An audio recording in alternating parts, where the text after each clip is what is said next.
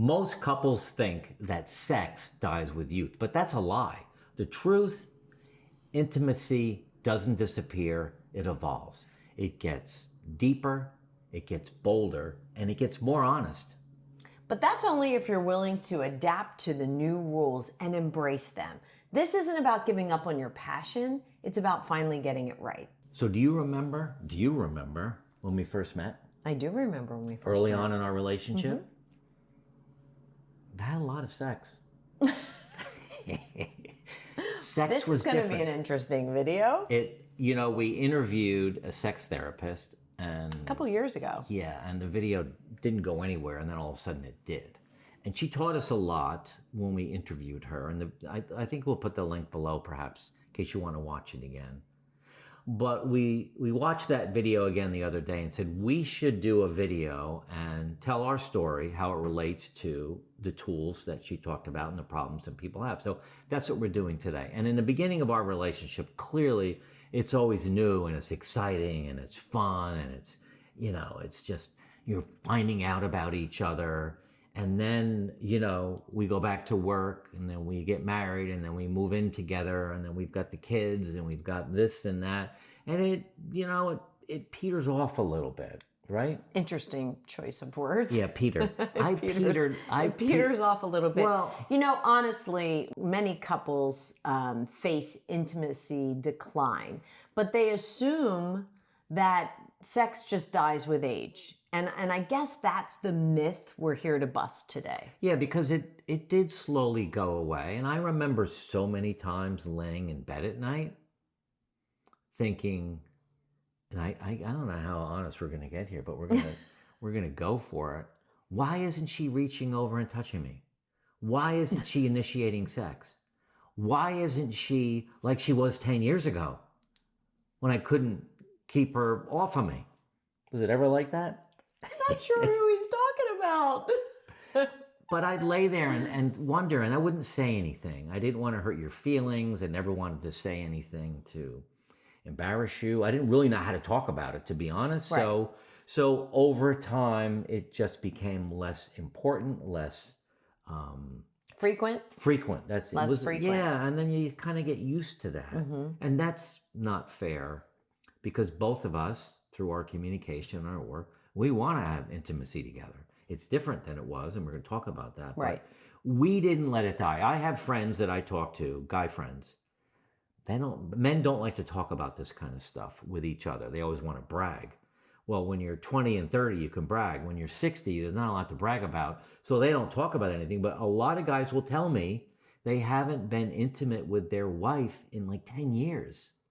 And we don't think that's right. We don't want that for us, and we don't want that for you. So Well, I do want to bust the myth that you kind of told your story, that you laid there wondering why I wasn't initiating, why I wasn't doing this, or why I wasn't doing that.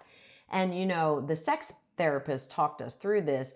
Much of society blames women as they age for not wanting, not desiring, not initiating, not being, the kind of tiger in the cage when it comes to sex. Where's that tiger? But the reality is, physically, things change for both partners. And the reality is, sex then will change for both partners. And if you're not willing to talk about that, if you're not willing to explore new and different ways to be intimate, then sex will decline. The act of sex will decline. But, this idea that it's always one person's fault or the other really shouldn't play a role in your conversation. It shouldn't be about fault. It shouldn't be about blame. It should be about, what do you desire? What do you envision? What does intimacy look like, sound like, and feel like to you? I never lay in bed anymore wondering, why doesn't Jody reach over? Because we talk about it. It's different now. It's so cool, actually, that we've evolved, as we said in the beginning, to a place where we can openly talk about our desires, when we want it, when we don't want it, and you'll see that we schedule it because that's important. So what we want to do in this video today is not reveal too much, even though we've revealed more than we thought. We do have a script with some notes, But we really want to walk you through what we're doing. And like Jody said, the biggest thing that we want from you guys who are watching this, and if you're a woman watching it alone, or you're a man watching it alone, and you're not really sure about your spouse or partner if they want to watch it, just ask them to sit and watch this and be open to learning a little bit about being open about this topic. Yeah, absolutely. Okay. All right. So to sum all of that up, what we just talked about, our story and everything else, what really why people struggle with this is because they don't communicate. They don't have the courage. They don't have the words. They don't have the path. They don't have the skills or the tools. And they're afraid to bring it up. And we're going to talk about that today. So a new perspective when it comes to this, when you're sitting with your couple, with your partner, is think about sexuality doesn't expire.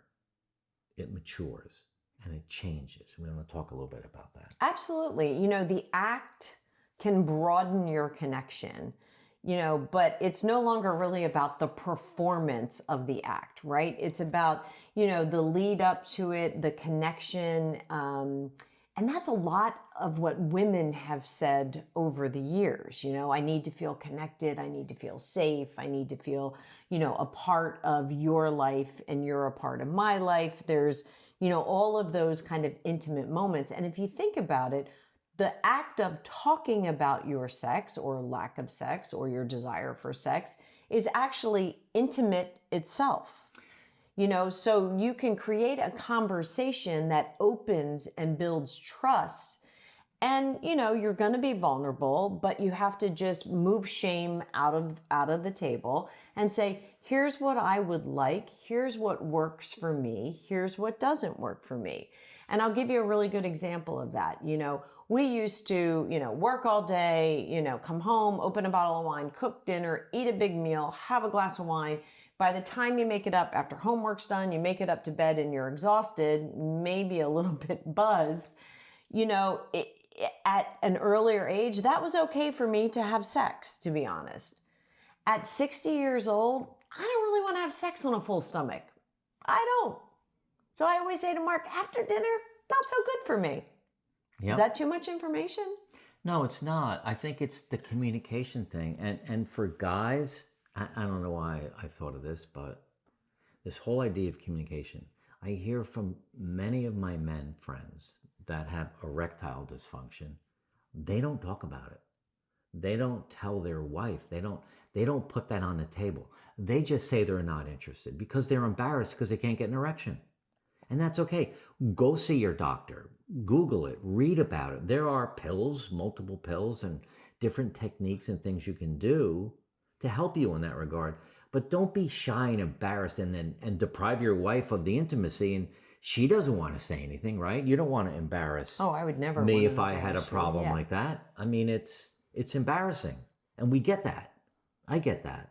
So, and you're not alone if you have erectile dysfunction. I don't have the numbers in front of me, but it's big. 70% of men over the age of 60 have it. So it's a common thing now. So anyway. But the one thing that does, whether it's erectile dysfunction or, women, if it's, vaginal dryness, whatever it might be, that does remove this kind of wild, spontaneous sex that maybe you were used to. And that's something you have to talk about. If one of you still wants wild, spontaneous sex and the other person has to prepare a little bit, men or women, whether it's taking a pill or, some other things that you have to do, maybe shower and clean up. I mean, wild and spontaneous, maybe that's not in the cards, but that doesn't mean intimacy is not in the cards, I guess is the way I would sum that up. I'm not sure we're going to publish this video. Maybe not. Okay. Here's the first thing we want to talk about that we learned from Dr. I can't think of Alicia. Alicia. Dr. Alicia Farrell. Alicia Farrell. The video will be below. So she said, sexuality doesn't expire, it evolves. And 20% of people over the age of 90 claim they're having active sex life. That's pretty good. That is very good.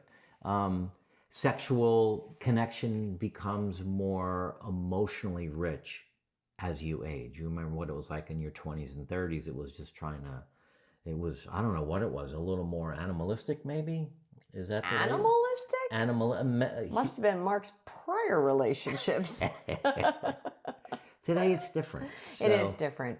The other thing that I would say is if you could find a way to embrace your evolving body as a source of your connection, right? So I'm an hourglass figured girl, always was an hourglass figured girl, for better or for worse, for clothing trends, for not.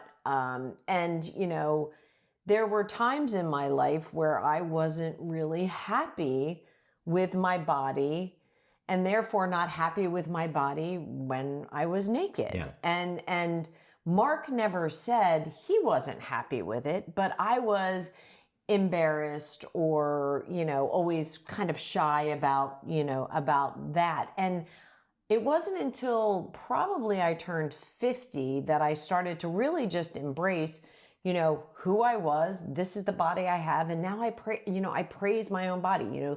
Thank you for letting me get to the gym today. Thank you for letting me, put on these jeans, thank you for, keeping me healthy, as opposed to shaming yourself. Because I think a lot of women, as you age, the desire for sex is there, but your body kind of gets in the way and your body image. Yeah. And you have to find a way to embrace that because it's a killer of intimacy. So for you ladies watching this, I hope you heard that. For the men watching this, I hope you really heard that. So your wife or your partner, if they're not in the same shape they were 20 years ago, be kind and thoughtful and caring and understanding and talk to them about it. Love them for who they are today. I know for some guys that's hard, but get over yourself. I mean, you're both aging. You're not what you used to look like either. I mean, I'm getting saggy skin and everything else too, and it happens. So just get over yourself and just be in love. And we're going to give you some tools in which to do that. So, the first thing is embrace your body as a source of connection. Right. Like Jody said, she fell in love with her body. I'm in love with mine. And we have no problem holding each other dressed or naked. We're okay with that. And you want to focus on being present and emotion and not just arousal. Right. If you're, every time you get into bed and you take your clothes off and you want arousal and you both want to get fired up, it's not going to happen. It might happen. Every time? Well, you never know. Well, should we go to pause and check it out? So if the expectation is you're always going to have an orgasm, then it's not going to work. And maybe that's what I'm saying. I think that we talk about that again too. All right. So the next thing I would say is the number one killer of intimacy is lack of communication. You can't walk by each other in the hall, walk by each other in the kitchen, go your separate ways all day, all night, no communication, no connection, and expect to either pop into bed or jump into the shower and find that intimate connection. And I will tell you that I didn't grow up in a house where we talked about sex. So Mark really has pushed me to be more open to have conversations, not only about my desire for sex, but also my desire for what I want out of it or what I don't want out of it. And some of the sex that we used to have, it's not the kind of sex that I really want anymore. And some of the sex that we used to have, we can't do anymore. But back then it was okay, wasn't it? Yes. I'm just checking. Yeah, communication in so many aspects of a relationship is important, but this is probably the most critical because it's the hardest. And, using I statements is so much better than you statements. So for me to say to Jody, you never reach across the bed and touch me. You never want to have sex. You never want to get in the shower with me. It's a lot different than me saying, I love when you touch me. I love when we're intimate. Can we do that tonight or tomorrow?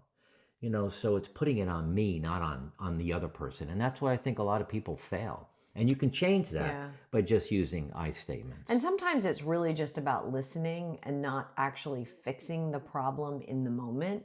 It's about really hearing what your partner is saying that, they are missing, that they're desiring, that, it's a gap that you can fill. And it's important to, not react, maybe not even respond, but just fully listen. So here's one thing you can do.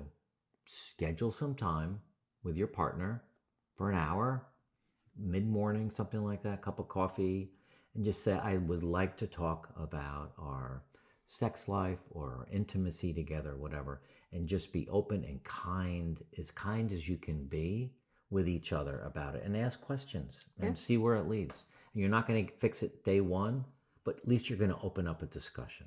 So the next big topic is spontaneity, and I think we've already kind of covered a little bit. Aging bodies, require preparation and comfort when you have sex. It isn't, I don't know, I'm trying to think of, kitchen sex or couch sex or bathroom sex or, real intimacy needs time and attention as you age. That's just how it is. And I think the quicker you can get on the same page about that and wrap your head around it, the easier and more effective and more pleasurable your sex will be. And we're big believers in scheduling it. So that's what we do. We have sex when we schedule it. So when we don't, it's rare that we'll have sex when we don't schedule it. But I think after this video, we might run to the bedroom. I don't know. But reframe scheduling sex as sacred and exciting.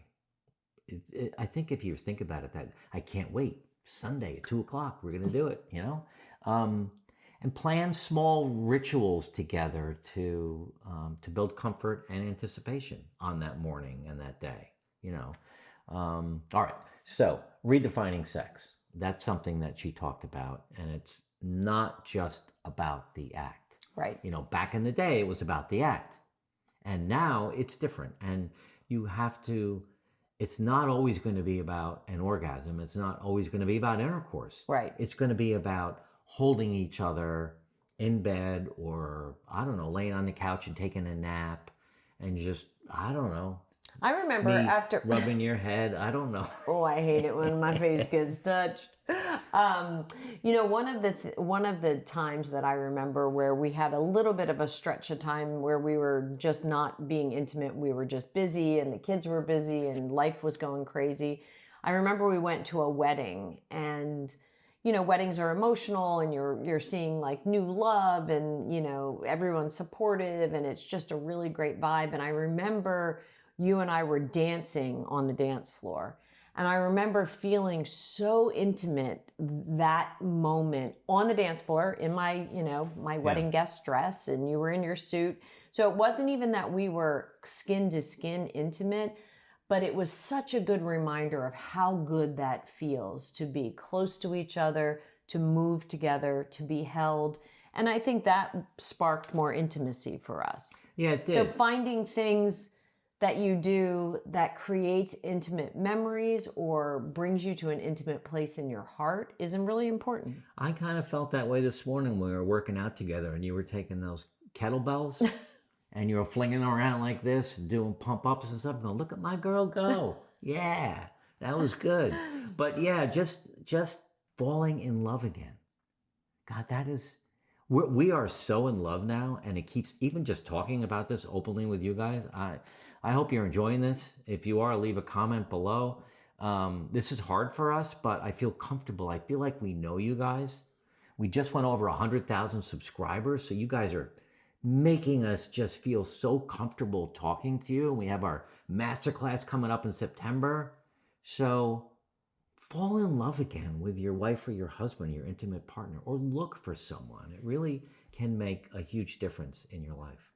Okay. And the last thing I would say on that is really find a way to explore sensuality without the pressure to perform for either one of you.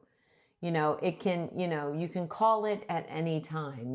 If, I like to read before I go to sleep. It's a calming thing for me. Mm-hmm. And sometimes Mark will just come over and he'll lay like on my shoulder as I'm reading.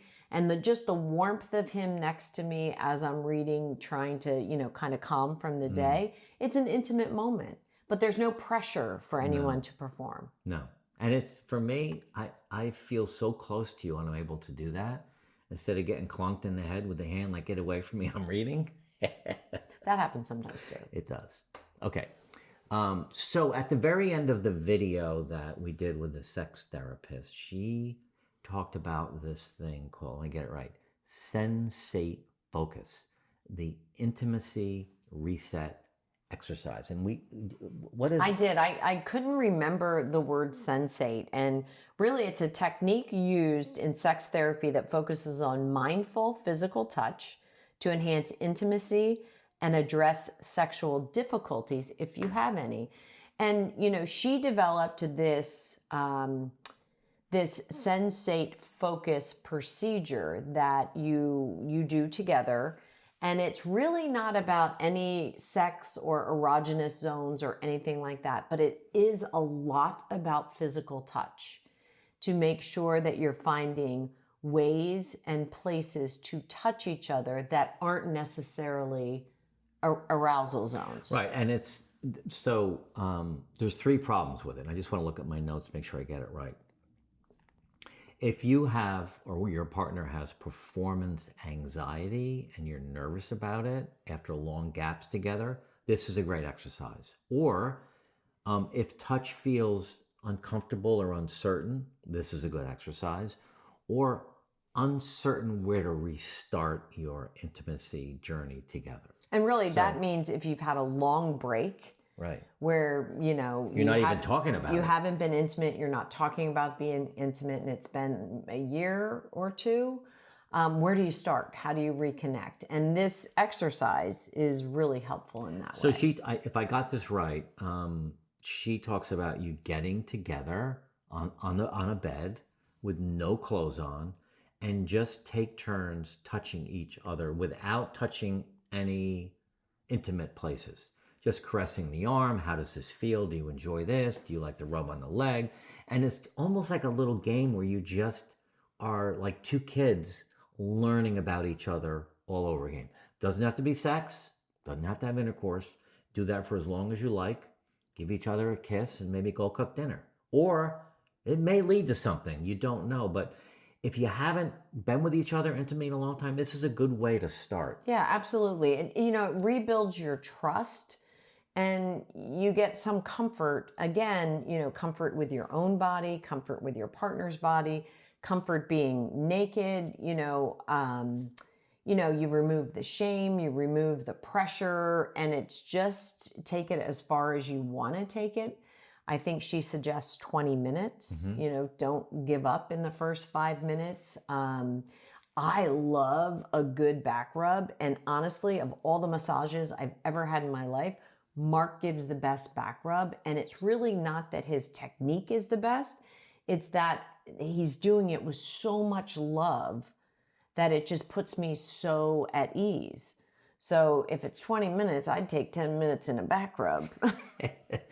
Our team put together some questions from YouTube and some people that email in questions. So the first one is to me, and we haven't looked at these yet, so we're doing these on the fly. Okay.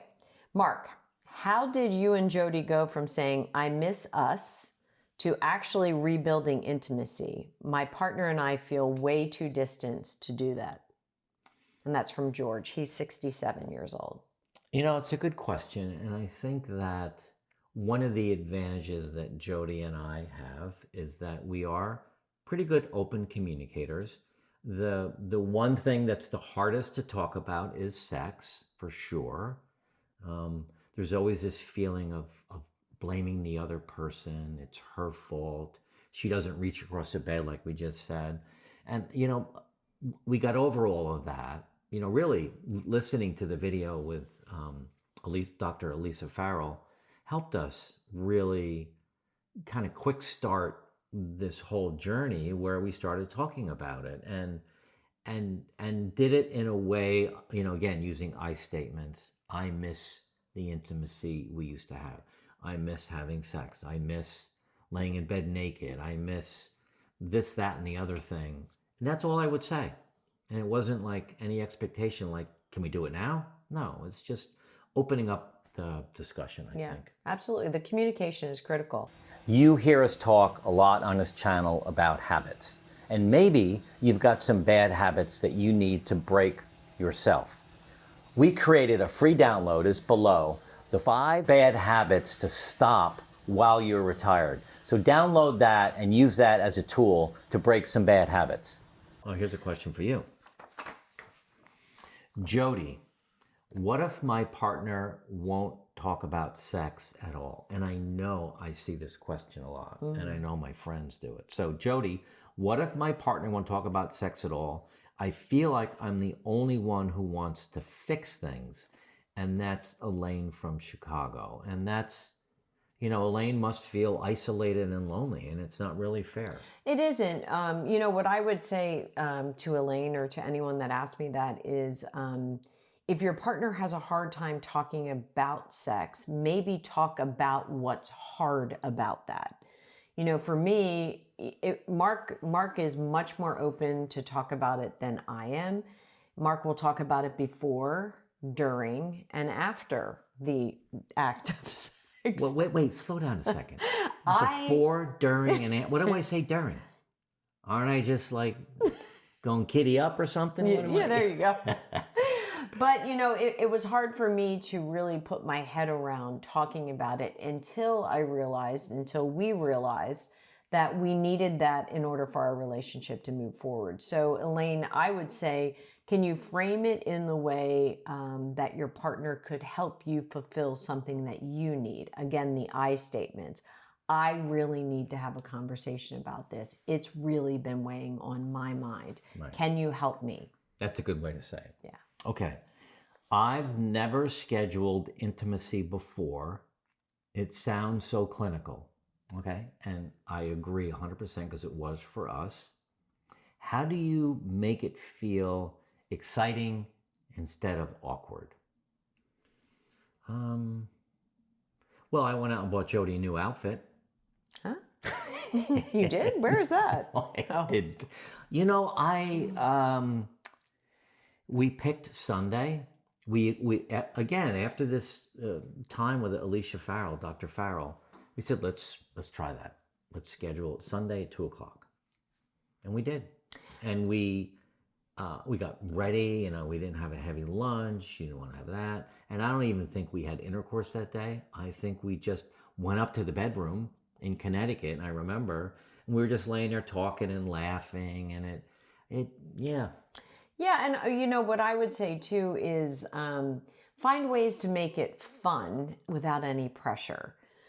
Find ways to do things for each other, to each other, and for yourself and to yourself that is fun without the pressure of the act of intercourse. I think if you remove that pressure and you start to really, maybe the first time you schedule it, you just kiss. Yeah. And kissing can be very intimate. It can be more intimate than intercourse sometimes. So maybe you kiss and you talk and you joke. Maybe you just both lay in bed and read, and you're just, exploring each other, and the warmth of your bodies. Take it slow. Do you remember when I decided, I said to Jody, here's what we're going to do. Every night for the next 7 nights, I think I read this somewhere, we're going to practice kissing. No, you did not. That's not how it came up. Well, I said when we were in California one time, staying at an Airbnb, visiting our grandchildren. Okay. We weren't staying in their home, so don't think it's creepy. But I said, let's give French kiss lessons. Okay. That's how we'll it go came with your up. story. All right. So I didn't read it somewhere. I heard it out of your mouth. But we did that for 7 nights. And we started off with just no French kissing. And then the next night, it was a little bit. And then the third night, it was a little more. And then we made it last longer. And then we got up to, I think, 10 seconds. I was going to say a minute. Oh, maybe it was a minute. 10 seconds? I thought it was 10 seconds. Anyway, you see how we're playful with it? Try something like that. Yeah. Try French kissing lessons. Yeah. How about that? All right. One more question. Here's one for, it's got my name on it. Okay, what does Mark. it say?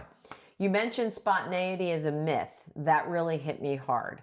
How do I unlearn that expectation after 40 years in my marriage? Well, let me ask you this. What's her name? Mark, Joan. Joan. 70 years old. Are you and your partner spontaneous now? I mean, if you are spontaneous and it's working, that's great. Yeah. But if you're not having intimacy or sex, then you've got to realize nothing's going to happen unless you plan it, right? Or talk about it. It just isn't going to happen on its own. One day, one of you is not going to wake up and say, we're going to have intercourse today. We're going to have sex. No, you have to talk about it and you have to plan it because it's not happening.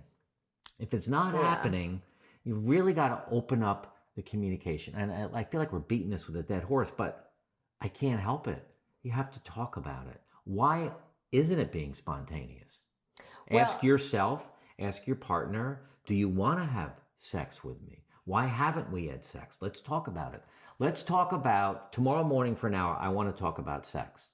And the first question that I want us to think about is, why haven't we been intimate in the last week, month, 6 months, year, whatever it is? That's a great answer.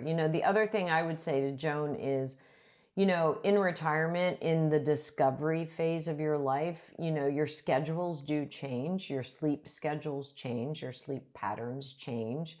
Mark gets up at 3:30 or 4 in the morning, which means Mark is in bed at 8 or 8:30 at night. I had to determine, do I want to compromise my schedule or do I want to stay up? Because I'm usually a 10 or 10:30 sleeper. I go to bed at 10, 10:30. I get up at 6 or 6:30. So that spontaneity at night was not happening because we were on different schedules. So I decided that I would go to bed. I would get into bed when Mark went to bed, and I would read, or we would have sex or whatever. But I would get into bed at the same time, which was a big change in schedule for me, for sure. So you have to be aware of what's happening in your day, in your evening, in your schedules, with your bodies, with the changes, with how much alcohol you're drinking or not drinking, when you eat your meals or don't eat your meals. All of it comes into play, not to make it complicated, but it does make it less spontaneous, I think. And don't forget where we started. 20% of people over the age of 90 say they have an active sex life, so you can too. If you like this video, you're going to love this next one too. 50% of people who are 65 to 70 are still reporting to be sexually active. And then once we hit age 71 to 75, 40%. And then by the time we get to age 76 to 80, 25%. But the good news is that 20% of people who are in their 90s are reporting to still be sexually active.